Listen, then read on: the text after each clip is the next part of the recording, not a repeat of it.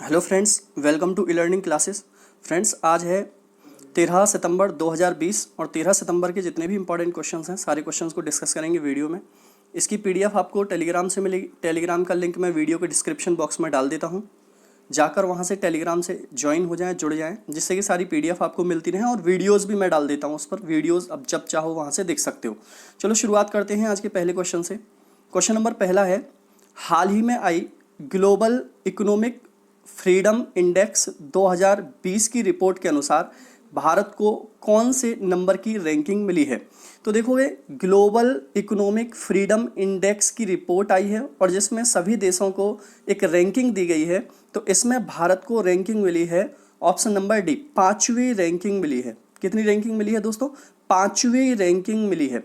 भारत की ये रैंकिंग पहले 79 थी और 79 से बढ़ के 26 अंक का उछाल होकर ये 105 हो गई है, जो एक बेकार रैंकिंग हो चुकी है। देखो, जैसे मैं दिखा देता हूँ, इसमें लिखा हुआ है आर्थिक स्वतंत्रता सूचकांक की ताज़ा रिपोर्ट में भारत 26 स्थान नीचे खिसक कर 105 स्थान पर है। इसमें लिखा हुआ है, अगर देशों के कारोबार के वातावरण के खुलेपन के बारे में कनाडा एक संस्था द्वारा प्रकाशित की जाने वाली वार्षिक तुलनात्मक report global economic freedom index 2020 में भारत 26 स्थान नीचे खिसककर 105वें स्थान पर आ गया है। पिछले साल 79वें स्थान पर था। इस सूची में हांगकांग और सिंगापुर प्रथम व दूसरे स्थान पर रहे हैं। चीन 124 पे स्थान पर है। रिपोर्ट के अनुसार पिछले एक वर्ष में सरकार के आकार, न्यायिक प्रणाली और संपत्ति के अधिकार, वैश्विक स्तर पर व्यापार की स्वतंत्रता, वित्त, श्रम और व्यवसाय के विनियम जैसी चीज़ें इसके अंदर ली जाती हैं। तो ये काफ़ी इंपॉर्टेंट रहेगा, याद रखोगे दोस्तों इसको। पहले नंबर पे कौन है? हांगकांग, लिख लेना है इस बात को। और दूसरे नंबर पे कौन है? सिंगापुर। ठीक है, हांगकांग पहले नंबर पे है, सिंगापुर दूसरे नंबर पे है, भारत 105वें नंबर पे है। पहले कितने पर था ये भी काफ़ी इंपॉर्टेंट रहेगा। 79 पर था और कितने अंक का उछाल हुआ है? 26 का। आगे देखते हैं, क्वेश्चन नंबर 2 है, हाल ही में प्रधानमंत्री नरेंद्र मोदी ने किस राज्य की गृह प्रवेशम में भाग लिया और PMAYG के अंतर्गत निर्मित 1.75 लाख मकानों का उद्घाटन किया है। तो ये काफ़ी क्वेश्चन इंपॉर्टेंट रहेगा। ऑप्शन नंबर है दोस्तों इसका ए, मध्य प्रदेश। मध्य प्रदेश की गृह प्रवेशम में प्रधानमंत्री नरेंद्र मोदी ने भाग लिया और वहां पर इन्होंने PMAYG के अंतर्गत 1.7 लाख मकानों का उद्घाटन किया है। देखो, मध्य प्रदेश की मैं बात करूं, मध्य प्रदेश की राजधानी भोपाल है दोस्तों। मध्य प्रदेश के सीएम हैं शिवराज सिंह चौहान। मध्य प्रदेश की गवर्नर हैं आनंदीबेन पटेल यहाँ की गवर्नर हैं। आगे इसमें लिखा हुआ है, जैसे पीएम मोदी 12 सितंबर को मध्य प्रदेश में गृह प्रवेशन में भाग लेंगे। PMAYG के तहत बने 1.75 लाख मकानों का करेंगे उद्घाटन। तो जैसे कि मैंने मकान की भी यहाँ पर पिक्चर्स लगाई हुई है। आगे देखो, इसमें लिखा हुआ है प्रधानमंत्री नरेंद्र मोदी 12 सितंबर को मध्य प्रदेश में गृह प्रवेशम में भाग लेंगे और प्रधानमंत्री आवास योजना ग्रामीण के अंतर्गत, इसकी PMAYG की फुल फॉर्म है प्रधानमंत्री आवास योजना ग्रामीण के अंतर्गत निर्मित 1.75 लाख घरों का वीडियो कॉन्फ्रेंसिंग के जरिए उद्घाटन करेंगे। इन सभी घरों को वर्तमान चुनौतीपूर्ण कोविड-19 महामारी की अवधि के दौरान बनाया या पूरा किया गया है। मध्य प्रदेश के मुख्यमंत्री भी इस अवसर पर उपस्थित रहेंगे। तो ये क्वेश्चन नंबर 2 की पूरी डिटेल्स थी। क्वेश्चन नंबर 3 पर आते हैं दोस्तों। क्वेश्चन नंबर 3 है, हाल ही में डाक विभाग ने डाक योजनाओं की 100% कवरेज सुनिश्चित करने के लिए किस योजना की शुरुआत की है? 100 को आप ऐसे भी लिख सकते हो, यहाँ पर कोई दिक्कत वाली बात नहीं है। 100% कवरेज, ठीक है, ऐसे करके सुनिश्चित करने के लिए किस योजना की शुरुआत की है? तो आंसर होगा दोस्तों इसकी 5 स्टार गांव। कौन सी है? 5 स्टार गांव। डाक विभाग ने डाक योजनाओं की 100% कवरेज सुनिश्चित करने के लिए योजना शुरू की है, 5 स्टार गांव। जैसे कि इसमें लिखा हुआ है दोस्तों, गांव के लिए शुरू हुई पोस्ट ऑफिस की 5 स्टार योजना, आपको मिलेंगे ये सारे फायदे। अब देखो, इसमें क्या क्या ये योजनाएं हैं, कौन कौन सी योजनाएं जुड़ी हैं, वो मैं बता देता हूँ आपको। 5 स्टार योजना के अंतर्गत आने वाली स्कीम कौन सी है? बचत बैंक खाते, आवर्ती जमा खाते, NSC या KVP प्रमाण पत्र, सुकन्या समृद्धि खाते, PPF खाते, वित्त पोषित डाकघर बचत खाता, भारतीय डाक पेमेंट बैंक खाते, पोस्टल लाइफ इंश्योरेंस पॉलिसी या ग्रामीण डाक जीवन बीमा पॉलिसी, प्रधानमंत्री सुरक्षा बीमा योजना खाता और प्रधानमंत्री जीवन ज्योति योजना खाता। ये सारे के सारे खाते आप इसमें डाकघर से जोड़ सकते हो इस स्कीम के तहत। आगे देखो क्वेश्चन नंबर 4 है, हाल ही में वित्त मंत्री निर्मला सीतारमण ने बैंकों के द्वारा कौन सी बैंकिंग सेवाओं की शुरुआत की है? तो देखो अभी वित्त मंत्री निर्मला सीतारमण ने जो बैंकों के द्वारा बैंकिंग सेवा शुरू की है उसका नाम है डोर स्टेप बैंकिंग सेवा, option number C. Door step banking सेवा की शुरुआत की है वित्त मंत्री निर्मला सीतारमण ने। अब देखो इसमें लिखा हुआ है मोदी सरकार ने लॉन्च की डोर स्टेप बैंकिंग सर्विस, अब घर पर ही मिलेगी बैंक की सभी सुविधाएं। जैसे अभी आपके यहाँ पर लगा हुआ है पूरे के पूरा बैंकों का मैंने लगा दिया है। इसमें लिखा हुआ है डोर स्टेप बैंकिंग सर्विस आम आदमी तक बैंकों की पहुंच बनाने के लिए केंद्रीय वित्त मंत्री निर्मला सीतारमण ने बुधवार को डोर स्टेप बैंकिंग सेवा सर्विस की शुरुआत की। डोर स्टेप बैंकिंग सेवा में लोगों को घर बैठे बैंक की सभी सुविधाएं मिल सकेंगी। इसके जरिए घर पर बैठे ही पैसा जमा करना, पैसा निकालना, चेक जमा करना समेत अनेक काम आसानी से कर सकते हैं। तो ये है डोर स्टेप बैंकिंग सेवा, इससे काफ़ी फायदे होंगे। देखोगे क्वेश्चन नंबर 5 है, हाल ही में केंद्र सरकार ने किस राज्य में 971 करोड़ की लागत वाली मुंगेर भोपाल भागलपुर राष्ट्रीय राजमार्ग सड़क के निर्माण को मंजूरी दी है? तो देखो केंद्र सरकार ने 971 करोड़ की लागत वाले मुंगेर भागलपुर राष्ट्रीय राजमार्ग सड़क के निर्माण को मंजूरी दी है। आंसर होगा इसका डी, बिहार। कहाँ को दी है? बिहार को दी है।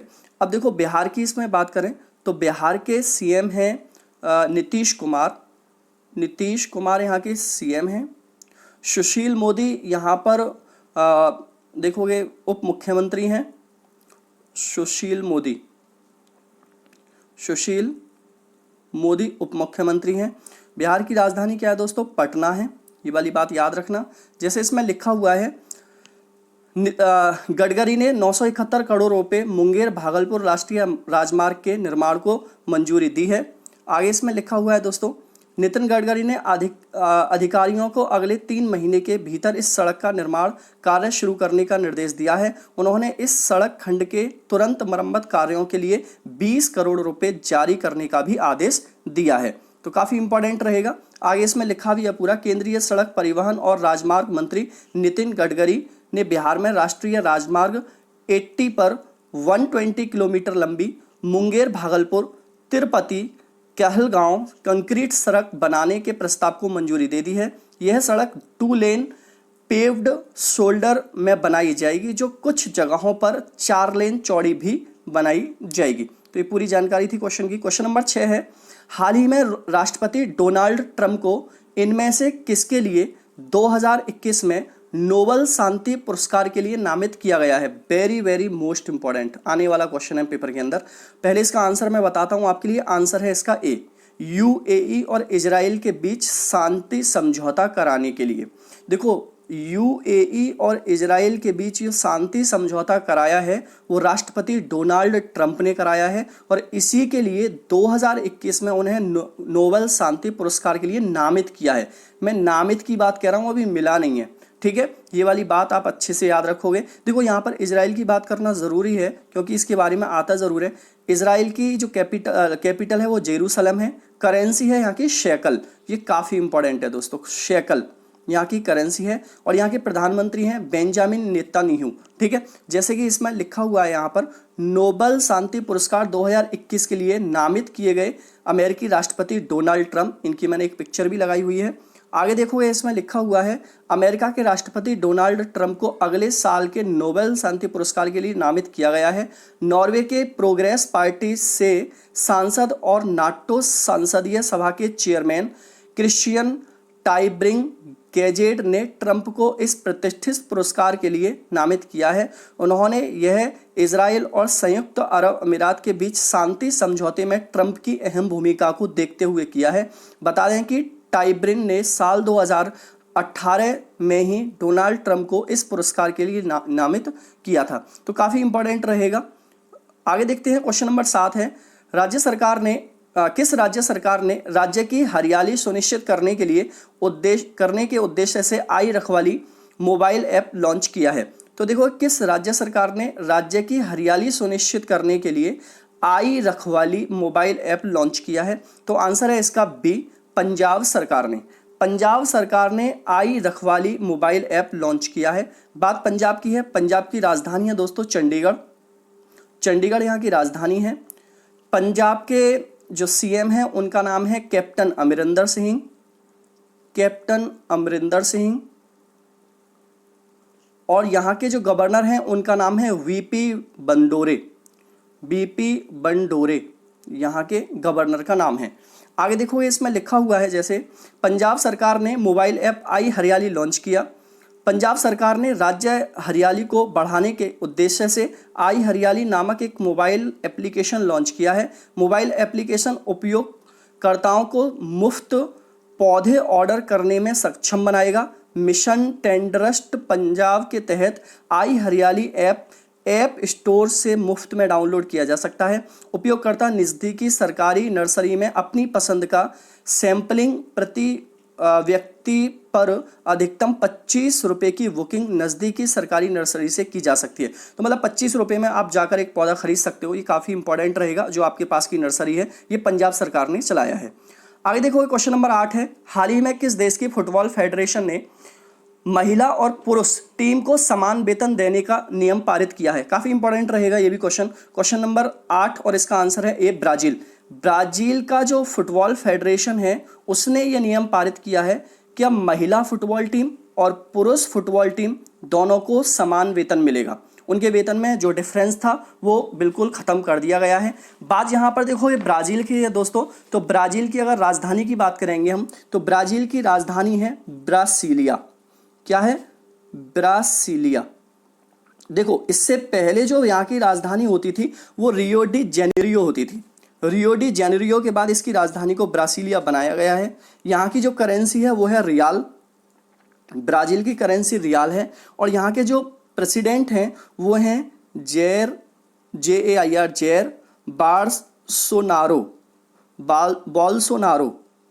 बोल्सोनारो। ये काफ़ी इंपॉर्टेंट है। प्रेसिडेंट का नाम पूछा भी गया है पेपर में, 2019 में ये पेपर हुआ था, उसमें पूछा गया था। तो काफ़ी इंपॉर्टेंट है, ये नाम ज़रूर याद रखना सभी। जैसे इसमें लिखा हुआ है, ब्राज़ील का बेहतरीन फैसला, महिलाओं और पुरुषों की फुटबॉल टीम को मिलेगा समान वेतन। आगे इसमें लिखा हुआ है दोस्तों, ब्राज़ील फुटबॉल फेडरेशन अब अपनी महिला टीम को पुरुष टीम के बराबर ही वेतन देगा।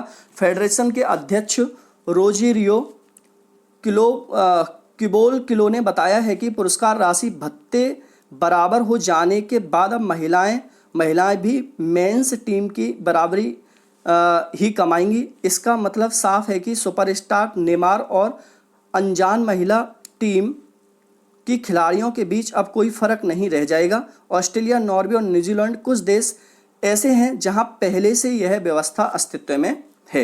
मतलब न्यूजीलैंड और नॉर्वे और ऑस्ट्रेलिया में ये पहले से ही हो चुका है कि दोनों को बराबर वेतन मिलता है। क्वेश्चन नंबर 9 है, हाल ही में विद्या कनुका योजना किस राज्य ने शुरू की है? विद्या कनुका योजना ये शुरू की है दोस्तों, ये की है आंध्र प्रदेश की सरकार ने। आंध्र प्रदेश की सरकार ने विद्या कनुका योजना शुरू की है। तो आंध्र प्रदेश की बात कर लें हम। आंध्र प्रदेश की देखोगे, सबसे पहले मैं राजधानी की बात करूं तो 2 राजधानियां हैं आंध्र प्रदेश की। एक तो है अमरावती और एक राजधानी है दोस्तों विशाखापत्तनम।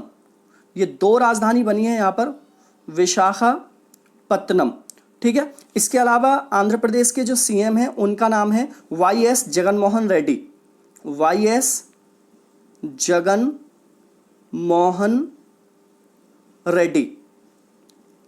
ठीक है। और गवर्नर कौन है दोस्तों? यहाँ के गवर्नर हैं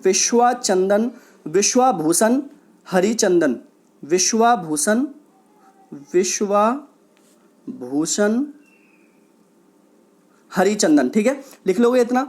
इसमें देखो योजना के बारे में क्या लिखा हुआ है, जगन्नाथ विद्या कनुका योजना होगी, 5 सितंबर 2020 को लॉन्च किया गया है। 5 सितंबर 2020 को सभी सरकारी स्कूल एक विधु कनुका किट प्रदान करेंगे, जिसमें छात्रों को यूनिफॉर्म, किताब, नोटबुक, बेल्ट, जूता, मोजे आदि शामिल हैं। राज्य सरकार छात्र माताओं के खाते में कपड़ों की सिलाई की लागत भी प्रदान करेगी। तो इसमें ये स्कूल से और बच्चों से रिलेटेड है कि उनको क्या क्या दिया जाएगा। आगे आते हैं, क्वेश्चन नंबर 10 है, हाल ही में किस राज्य सरकार ने ड्रग पार्क स्थापित करने की घोषणा की है? तो देखो ये ड्रग पार्क स्थापित करने की घोषणा की है, आंसर होगा दोस्तों इसका सी, उड़ीसा की सरकार ने। किसने किया दोस्तों? उड़ीसा की सरकार ने ड्रग पार्क स्थापित करने की घोषणा की है। तो काफ़ी इंपॉर्टेंट रहेगा। देखो उड़ीसा के बारे में यहाँ पर हम बात भी कर लें थोड़ी सी। तो उड़ीसा की राजधानी क्या है? भुवनेश्वर, भुवनेश्वर, ठीक है, यहाँ की राजधानी है। यहाँ के सीएम कौन है दोस्तों? नवीन पटनायक, नवीन पटनायक यहाँ के सीएम है। ये भी काफ़ी इंपॉर्टेंट रहेगा, इसको भी आपको याद रखना है। आगे आते हैं, देखो क्वेश्चन नंबर 11 है, हाल ही में एटीएम कार्डलेस कैश निकासी की सुविधा किस बैंक ने शुरू की है? मतलब बिना एटीएम के कैश निकाल सकते हो, ये जो सुविधा शुरू की है ये की है option number C, RBL bank ने। ये भी एक बैंक है, शायद आपने इसका नाम नहीं सुना होगा। आरबीएल बैंक ने इसकी शुरुआत की है। इस बैंक को रत्नाकर बैंक भी बोलते हैं। आरबीएल जो बैंक है दोस्तों, इसको हम रत्नाकर बैंक भी बोल देते हैं, पहली बात। दूसरी बात, इस बैंक की जो स्थापना हुई थी वो 1943 में हुई थी। इस बैंक की स्थापना 1943 में हुई थी। मुंबई के अंदर इसका हेडक्वार्टर है, ये भी याद रखना है। और इसके एमडी और सीईओ हैं मिस्टर विश्ववीर आहूजा, मिस्टर विश्ववीर, मैं नाम लिख देता हूँ, विश्ववीर आहूजा इसके एमडी और सीईओ हैं। जैसे इसमें लिखा हुआ है, अब बिना डेबिट कार्ड के एटीएम से निकालें कैश, यह बैंक दे रहा है खास सुविधा। आगे इसमें लिखा हुआ है दोस्तों, प्राइवेट सेक्टर के आरबीएल बैंक ने एटीएम से बिना कार्ड के पैसे निकालने की सुविधा की शुरुआत की है। बैंक ने कहा है कि उनसे इस सुविधा के लिए वैश्विक वित्त प्रौद्योगिकी प्रदाता कंपनी एम-पेज पेमेंट सिस्टम के साथ करार किया है। बैंक ने एक विज्ञप्ति में बताया है कि अब उसके ग्राहक आरबीएल बैंक के त्वरित धन हस्तांतरण सेवा से लैस 389 एटीएम और अन्य बैंकों से 40,000 से अधिक एटीएम के बिना डेबिट कार्ड का इस्तेमाल किए पैसे निकाल सकते हैं। तो 40,000 रुपये तक एक दिन में आप निकाल सकते हो, ठीक है। एक तो ये इंपॉर्टेंट है। दूसरा, इन्होंने किसके साथ करार किया है?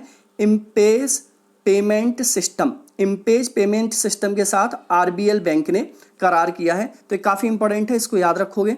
क्वेश्चन नंबर 12 है, हाल ही में किस राज्य सरकार ने वाटरशेड परियोजना की शुरुआत की है?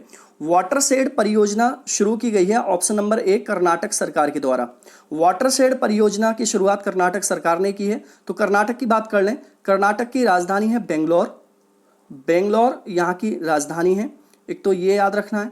दूसरा इंपॉर्टेंट, यहाँ के जो गवर्नर हैं वो हैं बैजूभाई बाला, बैजूभाई बाला, बाला नहीं है बाला, ठीक है। ये काफ़ी इंपॉर्टेंट रहेगा। बैजूभाई बाला यहाँ के गवर्नर हैं, ये भी याद रखना है आपके लिए। देखो इसे लिखा हुआ है इसमें, वाटरशेड कार्यक्रम का शुभारंभ 1994-95 में हुआ था। इसका मुख्य उद्देश्य, बस इसका उद्देश्य जानना है आपको, जल संरक्षण और मृदा संरक्षण हेतु वर्षा के जल के बहाव की गति को कम करना, जल में मृदा अवसाद को कम किया जाए और वर्षा की बूंदों को भूमि की सतह पर रोककर मिट्टी के कटाव के साथ जल को संरक्षित किया जाए। मतलब इसका जो संबंध है वो बारिश के पानी और भूमि कटान से है, ठीक है। आगे देखो क्वेश्चन नंबर 13 है, हाल ही में राफेल लड़ाकू विमान को भारतीय वायुसेना के किस स्क्वाड्रन में शामिल किया गया है? क्वेश्चन नंबर 13 ये भी काफ़ी इंपॉर्टेंट रहेगा। पूछा जा सकता है कि भारतीय अभी राफेल लड़ाकू विमान जो हमने फ्रांस से लिए हैं, 5 आए हैं, अभी 36 का करार है, 36 2021 तक पूरे आ जाएंगे। 5 आ चुके हैं और ये अंबाला एयरबेस पर उतरे थे सबसे पहले। तो इसमें किसने, भारतीय वायुसेना ने इस कौन सी भारतीय सेना के कौन से स्क्वाड्रन में इसको शामिल किया है? आंसर होगा इसका C, Golden Arrow, Golden Arrow squadron में इसको शामिल किया गया है भारतीय वायुसेना के में। अब देखो भारतीय वायुसेना की बात है, इसकी भी मैं बात कर लूँ। इसकी स्थापना हुई थी 1932 में, 1932 में इसकी स्थापना हुई थी और इसकी हर साल जो वर्षगांठ मनाई जाती है, एयरफोर्स डे मनाया जाता है, वो 8 अक्टूबर को मनाया जाता है। और इस टाइम पर इसके जो चीफ हैं, प्रमुख हैं, उनका नाम है राकेश कुमार सिंह भदौरिया। राकेश कुमार सिंह भदौरिया, ठीक है। तो ये कौन है यहाँ पर, ये एयर चीफ मार्शल हैं यहाँ के, तो याद रखोगे। क्वेश्चन नंबर देखो इसमें लगाया है मैंने, पूरी पिक लगाई है, देखो यहाँ पर आपको दिख रहे हैं 6 इसमें दिख रहे हैं आपको। तो इतने ही आपके राफेल आए थे, ये देखो एक पिक्चर है पूरी की पूरी। आगे इसमें देखोगे लिखा हुआ है राफेल विमानों की नई फ्लीट उस 17 स्क्वाड्रन का हिस्सा होगी जिसे पिछले साल 10 सितंबर को दोबारा सक्रिय किया गया था। यह स्क्वाड्रन वास्तव में 1 अक्टूबर 1951 को पहली बार अंबाला एयरबेस पर ही गठित की गई थी। तो काफ़ी इंपॉर्टेंट रहेगा, इस बात को आपको याद रखना है, को गोल्डन एरो स्क्वाड्रन पर ये होंगे। क्वेश्चन नंबर 14 है, हाल ही में अफ्रीका विकास बैंक समूह के अध्यक्ष के रूप में किसे चुना गया है? तो अफ्रीका विकास बैंक समूह का अध्यक्ष किसे बनाया गया है? ऑप्शन नंबर है ए, अकिमबुमी अदिसीना।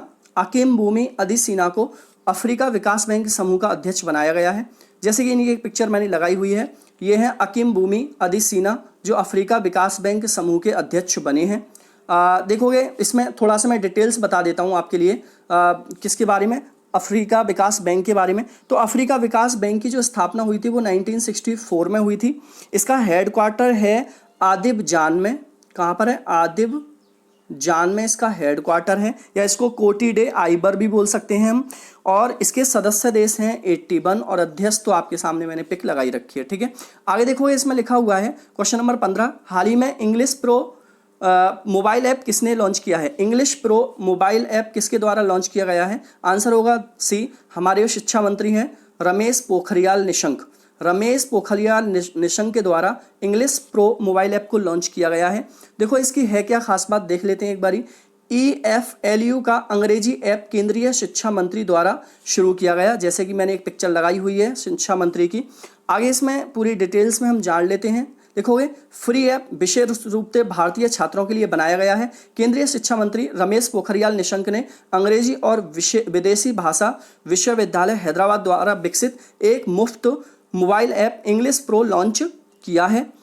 आगे इसमें लिखा हुआ है विश्वविद्यालय अनुदान आयोग UGC के सदस्य और EFLU के कुलपति ई सुरेश कुमार ने कहा है कि विश्वविद्यालय सामाजिक उत्तरदायित्व के तहत विकसित किया गया ऐप देश में किसी भी विश्वविद्यालय द्वारा अपनी तरह की पहली पहल है और इससे भारतीयों को विकसित करने में मदद मिलेगी। अंग्रेजी में भारतीय तरीके से उच्चारण करें।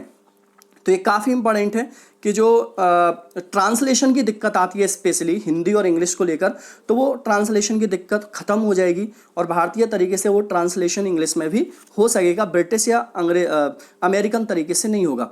आगे देखोगे इसमें आज का टुडे क्वेश्चन है, हाल ही में the title book of green नज नामक किसके द्वारा लॉन्च किया गया था? ये प्रकाशन था और ये प्रकाशन किसने लॉन्च किया था? काफ़ी इंपॉर्टेंट है। और इसके बारे में जो आंसर बताओगे इसमें से, उसके बारे में भी डिटेल्स लिखोगे जो आंसर है इसका, क्योंकि उसका क्वेश्चन पेपर में हर बार आता है। उसका हेडक्वार्टर कहाँ पर है, उसके अध्यक्ष कौन है, और सारी चीज़ों को, उसकी फुल फॉर्म क्या है, सारी चीज़ों को लिखोगे क्वेश्चन के अंदर, ठीक है दोस्तों।